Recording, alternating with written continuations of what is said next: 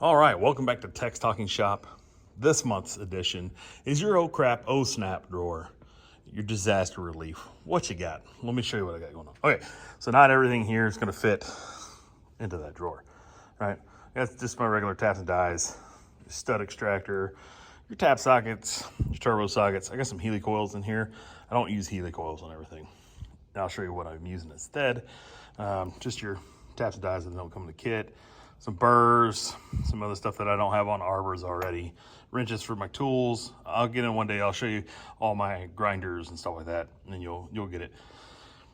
And I got some other stuff. The only disaster relief tool I didn't pull out was my orifice tube extracting tool. But whenever you get into drilling, got some drill bits right here. They got the Mac and the Snap-on.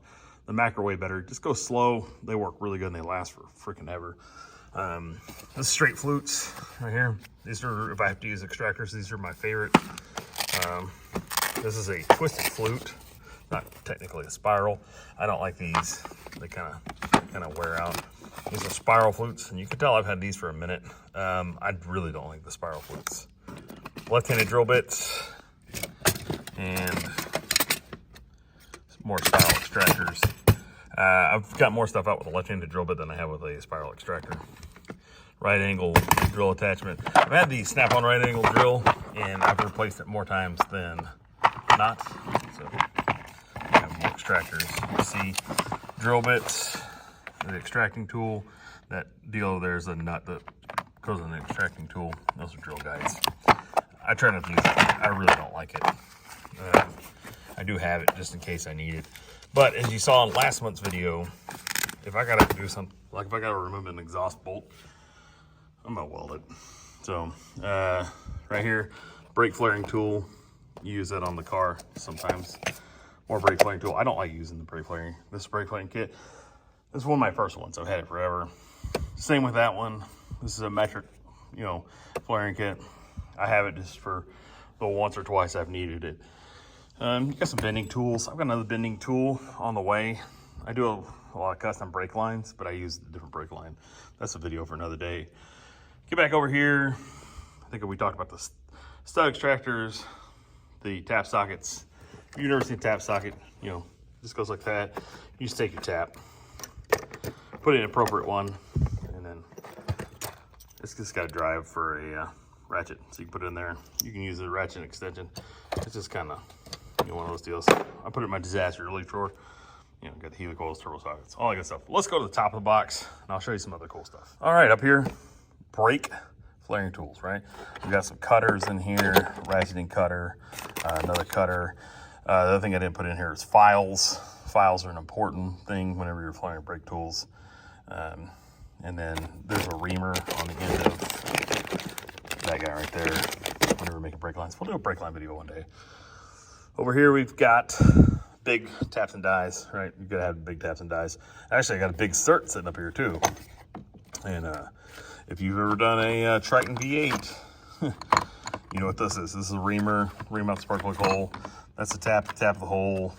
And then there's an installer, and then this cold tap right here. It does the finishing on the thread insert. There's these tiny little dimples right there that you force out into the cylinder head.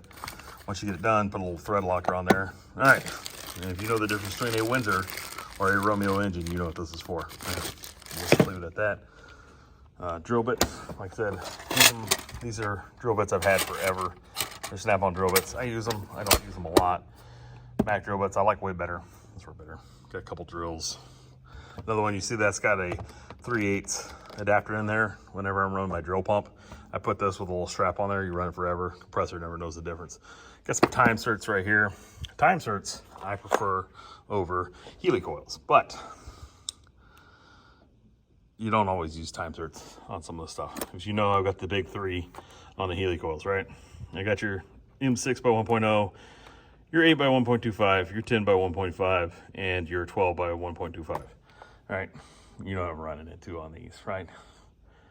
Valve cover bolts, especially on 6.0 Fords. Jude can attest to that.